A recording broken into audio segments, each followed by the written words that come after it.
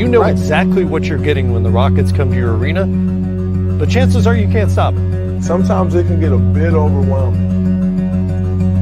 I've been going like this for the last 5 years. You have a specific goal for this season? To three-peat. Houston, a team that many people believe can give Golden State the best chance at maybe not coming out of the Western Conference. They really seek out great shots. They share it. They're not out there playing one-on-one. But this group right now, with how they're playing offensively, the activity level, well, they're going to be tough to beat 4 times. It has come down to a 7th and final game. Went behind the back to Thompson looking for the 3. And got it. This crowd is stunned. Durant, yes, from downtown. The Golden State Warriors are on their way to a 4th consecutive NBA final. The Golden State Warriors have now combined the Toonstars and the Monstars. Boogie Cousins is going to be a Warrior. There's no way Boogie can show up, become Boogie over time, and not detract a little bit from what they do initially. It's going to get worse before it gets better. Something going wrong with this team? I do. Kevin was getting on Draymond for not passing the ball, and Draymond took exception. This is a team that lost Ariza, who was a really good defender, and then they bring in Carmelo Anthony. It's not the same. Their defense isn't as good as it used to be. You can't lose to Trevor Ariza. Now Paul punches a throw. Paul and Rondo throwing punches. It appears as though they're going to be fighting for a playoff spot.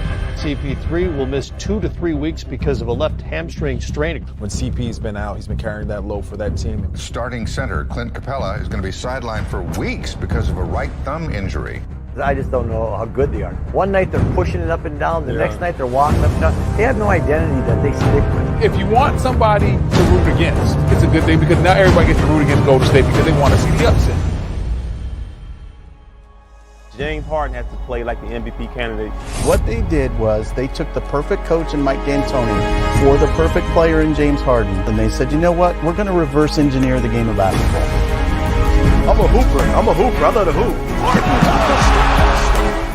Now you have a guy that took a Rockets team from the 10th place in the West. Talk about it. Has moved them back up into 4 and 5 slot.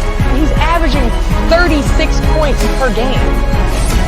Right after All-Star break, you'll start to see the real DeMarcus Cousins. Cousins for the throwdown for his first points in almost a year. They just become almost virtually impossible if he's 80%. They're virtually impossible to beat. Chris Paul is probably one of the smartest players that we have in our game. Deep 3, got it. He has been put in position to be the most prolific offensive player in the regular season. He's been the most dominant offensive force we've seen in a long time. James Harden continued his streak. He's now scored 30 or more, 32 straight games. 50 points, 11 rebounds, and 10 assists. What can you ask of a player to do more than he's done? Obviously, this is the ceremonial final game in Oracle. We've got a few more to come.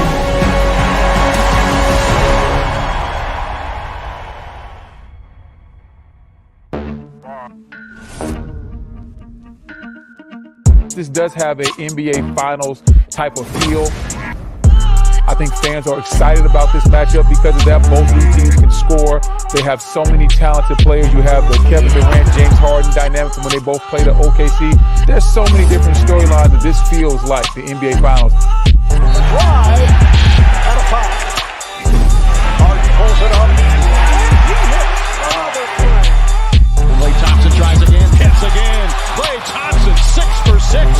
We've been waiting all year for this.